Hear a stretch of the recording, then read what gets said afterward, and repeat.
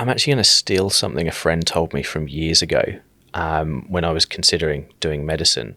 And he said, Joe, it doesn't matter where you're at, so whether you be Cert IV, diploma, degree, medicine, whatever, he said it's like a stained glass window. He said it's all the same, it just depends on how bright the light is coming through. So it just depends on the amount of knowledge. The knowledge, I think it's all about the approach. You know, there's only so much that you can learn in a Cert IV or a diploma, but they're great qualifications for what you need them for. You know, they're excellent qualifications. They're well taught. You come in, you get the practical skills as well. It's about how to implement them. I could teach, you know, a primary school student how to give an injection.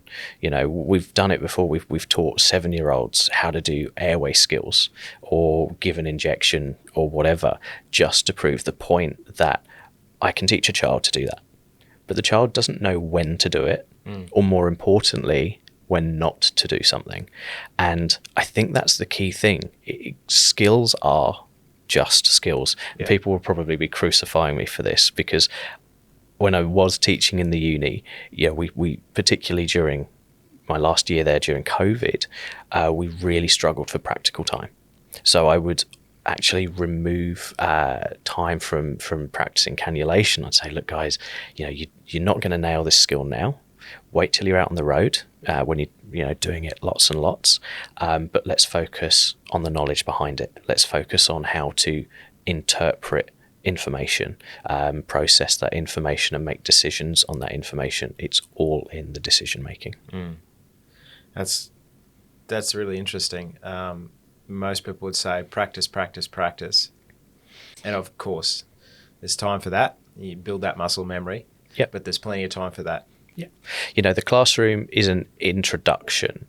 So if students are wanting to prep for workshops, it's going to be, you know, revising those learner guides, because if you pass some of those units 6, 12, 18 months ago, you're not going to have that knowledge, you know, and as an educator, I know you're not going to have that knowledge. It's not going to be fresh. It's going to be hard to bring out of you. Yeah. Revise your learner guides, come in with the knowledge so that we can get you using that knowledge. The classroom is a very difficult place to get perfection at anything, because it needs to be contextualized. It needs to have real world application. And I see that in students as well, is they want to leave the classroom perfect. But again, we're educators. I know when you've got the fundamental skills, those foundational skills for you to build on. We'll get the foundation, and then of course students go out, they do 80 hours of practical post workshop 1, come in for workshop 2, they do another 80 hours of placement. That's where you're putting those skills into practice on placement in the real world. You don't have to leave the classroom perfect.